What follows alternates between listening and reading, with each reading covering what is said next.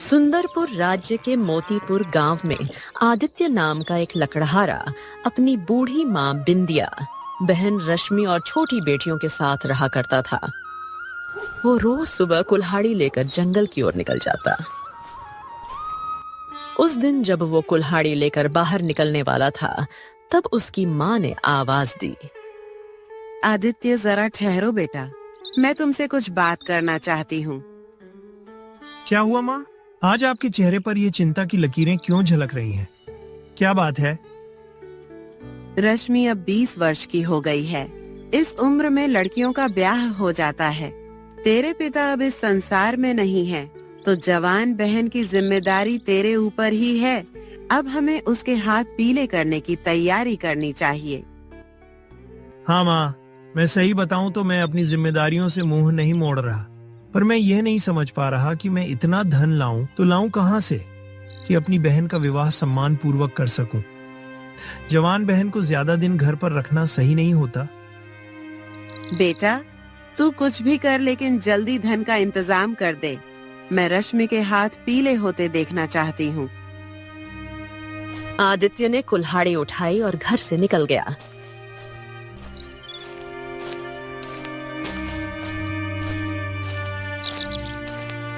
आदित्य कुछ दूर चला ही था कि सामने उसका पड़ोसी बलराम मिल गया, जो खुद भी एक लकड़हारा था। अरे आदित्य, क्या बात है भाई? आज तेरा चेहरा इतना उतरा हुआ क्यों है? हाँ बलराम, माँ ने कहा है कि रश्मि जवान हो गई है और अब उसके विवाह की तैयारी करनी चाहिए। पर तुम ही बताओ, मैं करूं तो क्या करूं? मैं खुद चाहता हूं कि उसकी शादी धूमधाम से हो, पर एक लकड़हारे की आमदनी से क्या ये सब हो सकता है क्या? बताओ। हाँ देखो भाई, बात यह है कि कुछ समय पहले मैं भी तंगहाल था। फिर मुझे पता चला कि जंगल की गहराई में बहुत ही दुर्लभ और मजबूत पेड़ है, जिनकी लकड़ियां ऊंचे दामों पर बिकती हैं। मैं वहां गया और कुछ पेड़ काटे, लकड़ियां बेची और देख मेरी हालत सुधर गई। चल मिलता हूं फिर। इतना कहकर बलराम चला गया और आदित्य जंगल की गहराई की ओर बढ़ चला। कुछ देर में आदित्य घने जंगल में पहुंचा। चारों ओर सन्नाटा और रहस्यमय धुंध फैली थी। हाँ, बलराम बिल्कुल सही कह रहा था। ये पेड़ तो सच में बहुत मजबूत है। इनकी लकड़ियां ऊंचे दामों पर बिकेंगी। हाँ।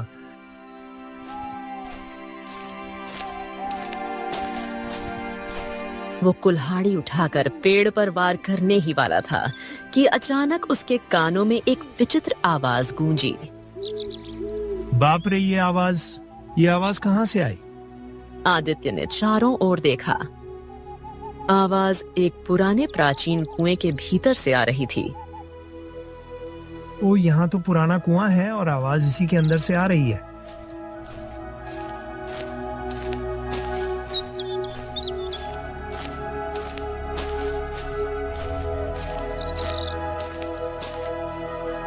आदित्य कुएं के पास गया और अंदर झांकने लगा।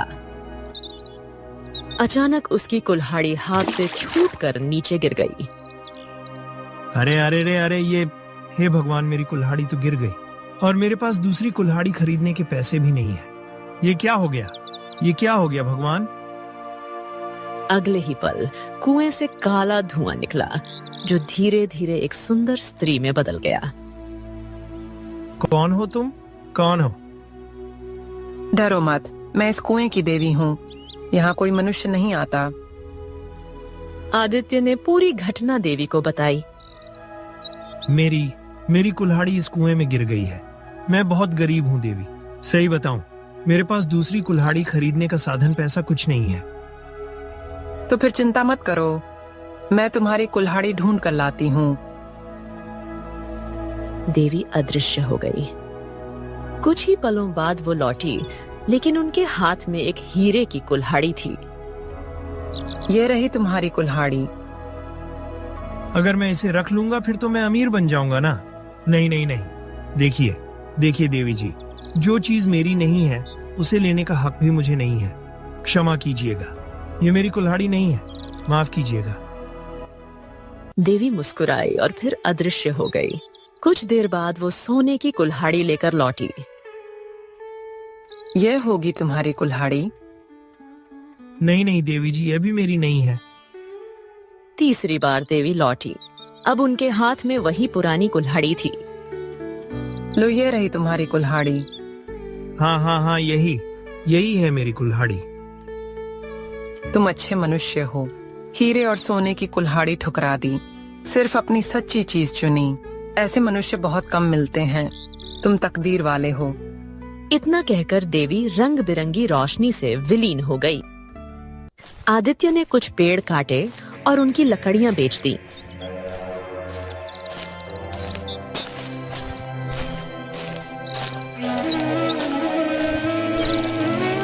लकड़ियों के ऊंचे दाम मिले। शाम तक वो ढेर सारा धन लेकर घर लौटा।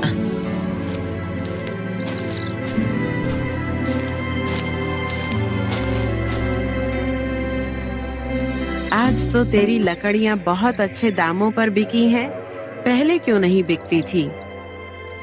आदित्य ने अपनी माँ बिंदिया को पूरी घटना सुनाई। हे भगवान, तू तो जंगल की गहराई में गया था। वचन दे, अब तू वहाँ कभी नहीं जाएगा।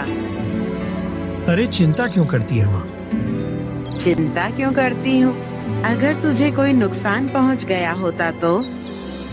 लेकिन माँ, नुकसान पहुँचा तो नहीं ना?